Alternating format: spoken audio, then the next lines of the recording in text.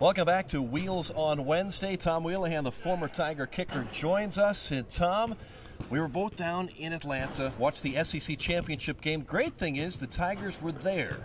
Bad thing is the defense didn't make it. Well, the Tigers did win, just not our Tigers. That's right, yeah. But I will tell you this, that if you ever get a chance to experience the SEC championship, it is over the top.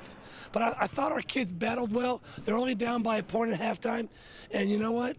Our team has not been on the field that long to play defense, and they were tired third and fourth. They were just downright tired. But you know what, though? The SEC didn't want us there anyways in the first place. And when the Missouri crew showed up, they were surprised what we brought down there with them. So you know what, Mizzou?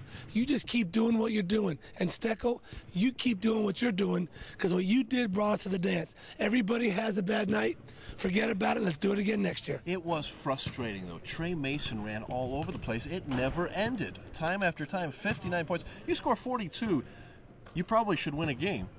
Well, what's amazing was Coach Malzahn would call the same play twice in a row, just run it to the other side. I mean, their offensive linemen, they were big, yes, and they were road graders. Oh, man. And if you're a running team, by the third or fourth quarter, it's over if the defense has been on the field all game. But they gave a valiant effort. Defense, there's nothing you can do about it. You just ran into a bad night and let it go on and just do. But they're only down by one at halftime. That's right. So you thought they would do some things, but they didn't throw a pass over the top. But that Trey Mason, he earned him a trip to the Heisman Trophy this weekend in New York. He did. Auburn, your thoughts on them playing against they're going to kill Florida State. You really think so? They're going to kill Florida State. You think the Seminoles are not going to win? The Seminoles have a good running attack, but Auburn has an incredible running attack. And I know the defense for Florida State, honestly, who have they played all year? And let's be honest, Clemson, right, and who else? Not much else. Not much else. Duke. No, don't get me wrong. Duke has had a great year. Okay. And that should be my guy's coach of the year. I know they might give it to Malzahn. They went 0-8 the year before and won in the SEC championship. But I'm telling you, they've not played anybody. And the gauntlet of teams that Auburn has played, plus they were able to pull lightning out of a bottle again. Amazing. Amazing. And they are a team of destiny. I should have listened to you from the beginning. Michael Sam, Defensive Player of the Year in the SEC. Rob, you had it. Why don't you listen to me? That's why I have you on. Oh, my gosh. Seriously.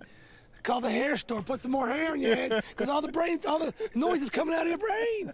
You need to listen. I am listening. Red Sox in 6. Sam Defensive Player of the Year this. Just, give me some prop. All right. And some street cred. I'm trying to think some of the predictions you didn't get right. I got a few in wrong. there, too. Yeah. All right. How about the bowl matchup? Cotton Bowl, Oklahoma State. I think this is a tough matchup. Isn't it amazing how things come around and go around? I mean, one of our foes, we lost to them the last time we played them. We lost them, 3 years in a row? We get a chance to – they have a high-octane offense. They're good. We have a high-octane offense. Their defense didn't play that great against Oklahoma. Our defense didn't play that great against Auburn. It's going to be – it's already sold out. The game's 80-something thousand, sold out, Big 12 showdown. And I think Oklahoma State is going to prove they belong in the SEC, and they're going to try and score 100 on us. I'm telling you that right now. Don't you think they're going to try and score 100? They will try. We'll see. You'd hope the Missouri defense is ready for this one. At Jerry World, that'll be fun, too, down in Dallas. Arlington. We're going to do our best to go down there. My boys can check it out. And I haven't been home in 25-plus years, and that's where I'm from. So we'll see if we cruise over the Wheels neighborhood. Check it out. Missouri volleyball. What a fabulous season right next to us at the Hearst Center. Don't even start. Man, that was tough to lose. Didn't quite make it out of the home match there, but a great season nonetheless. That's one of those questions, Rod.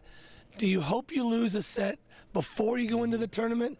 Maybe they just ran up against a team maybe that was as hungry, but I've watched Mizzou volleyball the past 4 or 5 matches, and they were pulling shots out of a bottle, too. I mean, some of the games they won, you're like, how did they win that game and clean that sweep? But, it wasn't a good weekend for Missouri sports, I can tell you that, but we are so proud of the volleyball team and what the success they had this year.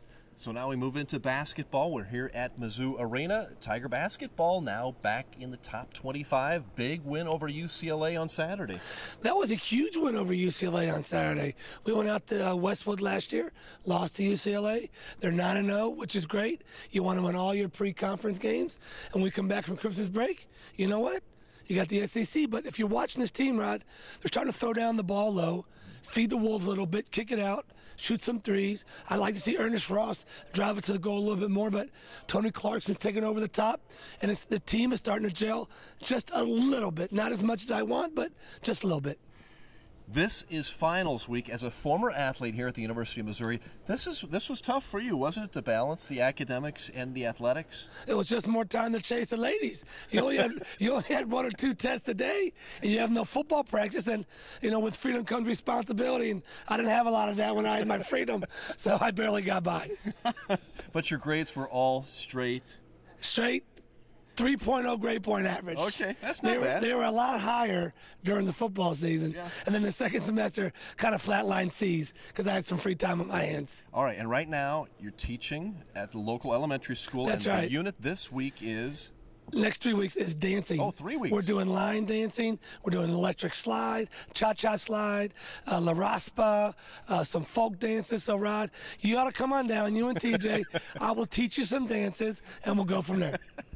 Just don't let the kindergartners pick their booger and then put it on your pants. Other than that, you'll be all right. Okay. All right, can you demonstrate some of that dancing in a moment? I will next week. Okay, next week. It's going to be a teaser.